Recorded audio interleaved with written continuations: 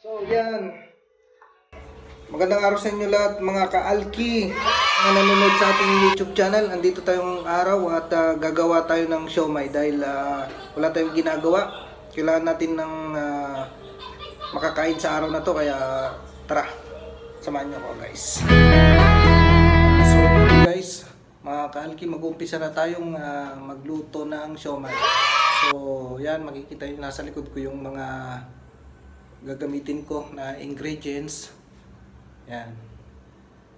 Yan. So papakita ko.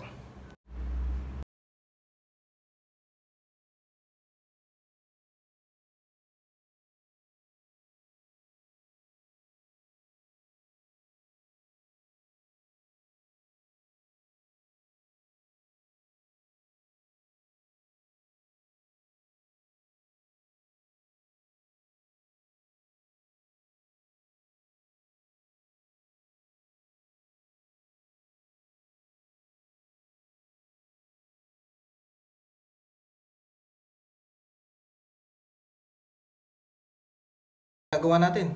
Umpisahan na natin. So yan guys, ang una ko munang gagahitin is itong sibuyas. So start. Wata!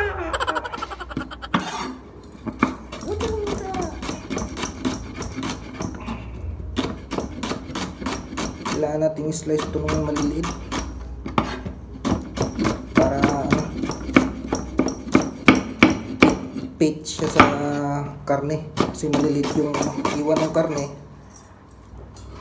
Dapat itong sibuyas natin maliliit din.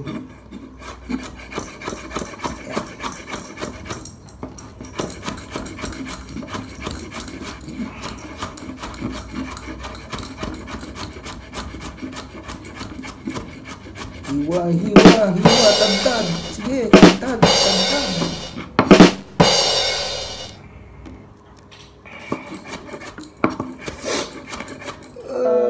Kakayak pala itong sibuyas, mga kalgi.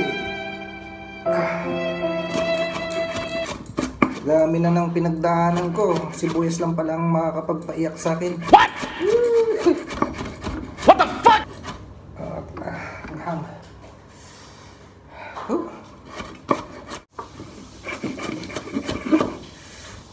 So yan, nakakaiyak pala yung sibuyas pag naghiwa ka. Ngayon lang alam.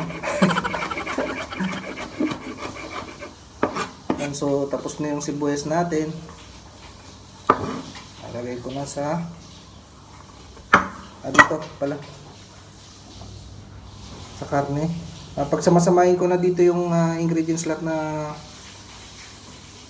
nahiwa ko para minsan na yung paghalo para mamaya. Yan.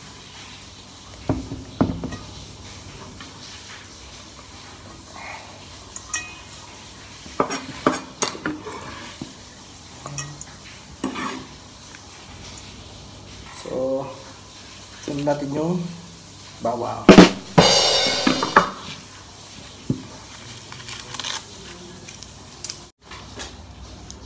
Yung bawang. Gagayatin din natin to ng para sa sibuyas na ginayat natin. Maliliit lang. Para pare-parehas yung pagkahiwa. Yan, yan.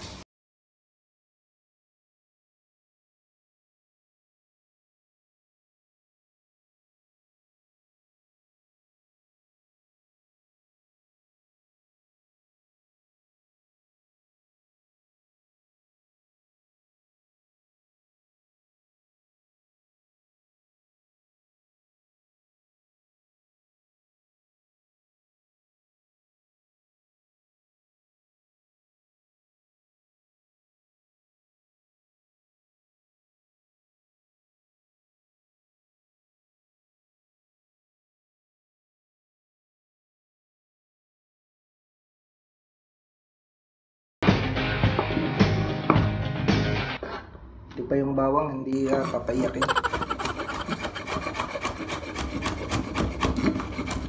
Yung sibuyas papayakin ka.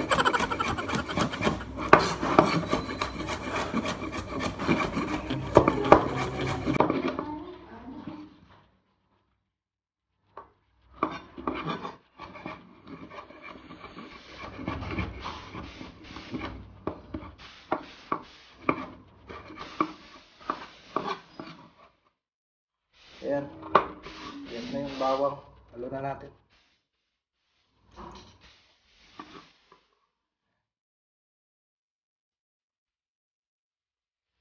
So, tapos na yung bawang, sunod natin tong carrot.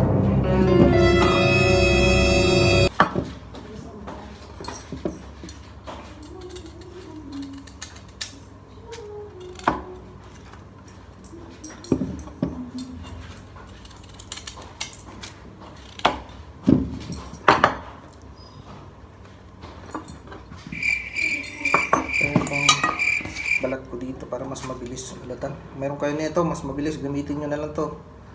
Ang ganito.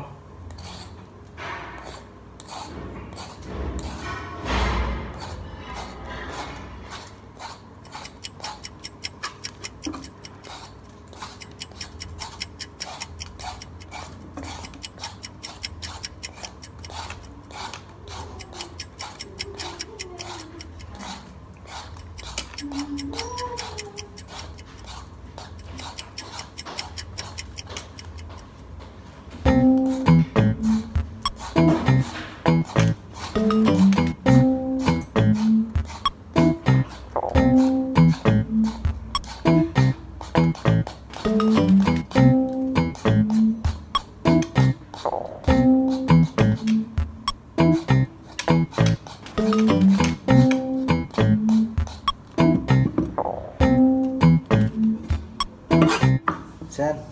Gagayatin na natin to ng maliliit din katulad ng sibuyas tsaka bawang. Para pare-pares yung, sabi ko pare-pares yung ano niya, pagkahiwa. Para madaling haluin.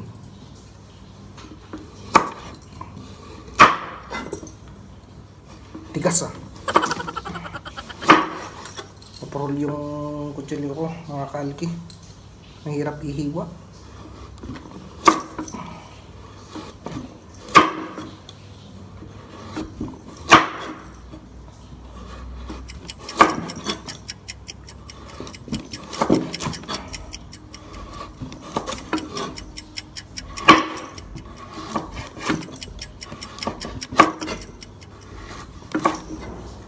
Dapat yung pagkahiwa nito maninipis para sa pag ano natin paghiwa ng pie stripe. Maliliit ang sample natin. Yan. Ayan. Maging ano siya, maliliit na cubes.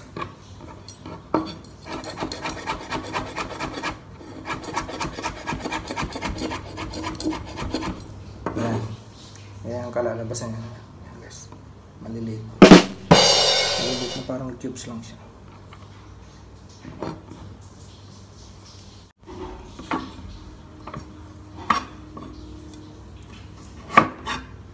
Ayan, so habang nagagayat kayo, maliliit, di nyo magayat. Ayan, kainin na lang natin. What? What the fuck?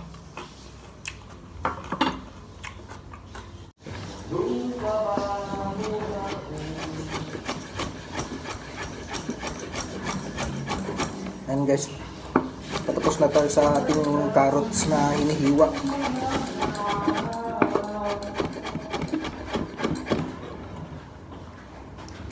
Kapagod palang maghiwa ng carrots.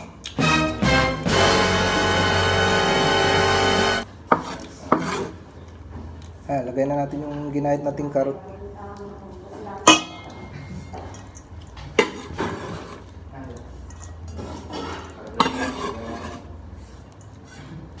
Yan.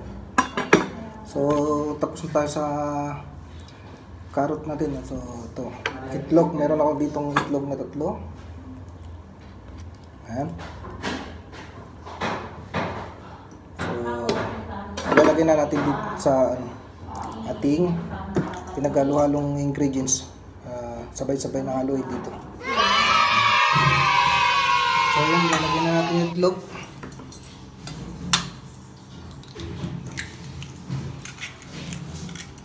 Itlog na 3. Yan.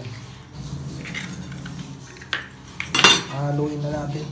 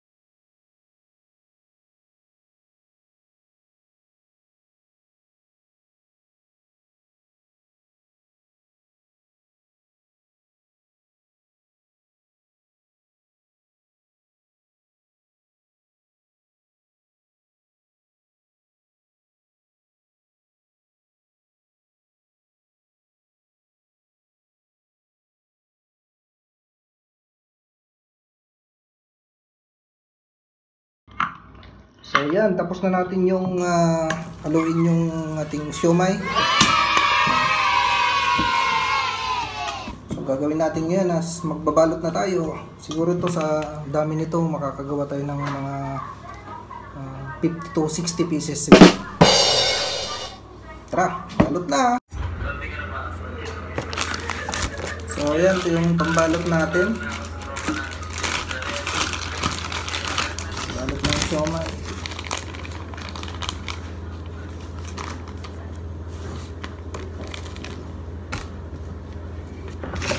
Spray ko muna rin ako ng lalagyan dito. Nakikita nyo may puti-puti siya sa ilalim kasi yan yung flour. Yung harina para hindi dumikit pag linagay natin yung finished product ng siomai natin. Ayan. So ginagawa natin. Ayan. Muna natin yung pagbabalot.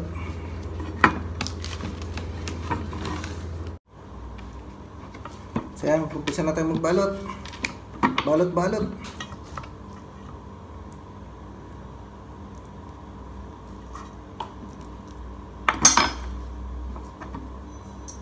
Ganyan lang karami, mga 2 spoon.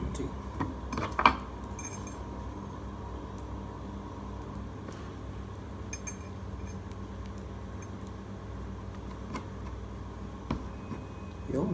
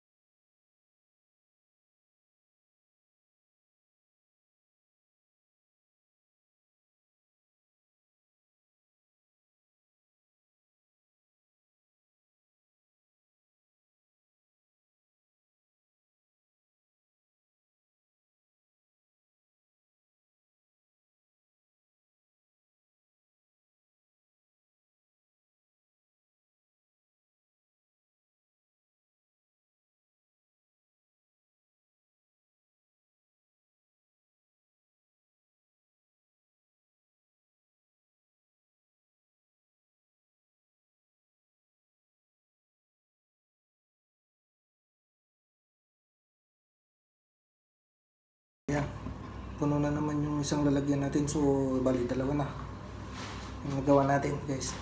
Ayan. Dalawa na nagawa natin.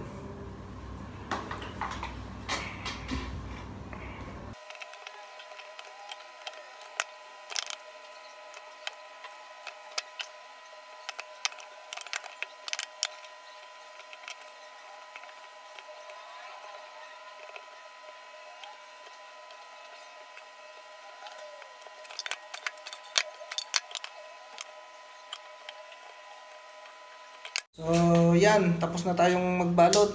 So papakita ko na yung finished product natin. Kapagod. So yan na yung ating finished product. Kailangan na lang natin gawin is magluto para matikpan natin yung ginawa nating siomai. So tara guys. So yan, lulutuin na natin yung siomai natin. So wala akong yung steamer, kaya dito sa ano ko na lang niluto. Tawag nito, rice cooker. Pwede naman yan. So lutuin lang natin siya ng mga 15 minutes. So yan. 2 hours later. So ito na ang ating siomai. Ayan. Ito na siya. So ano pang hinihintay natin? Kainan na.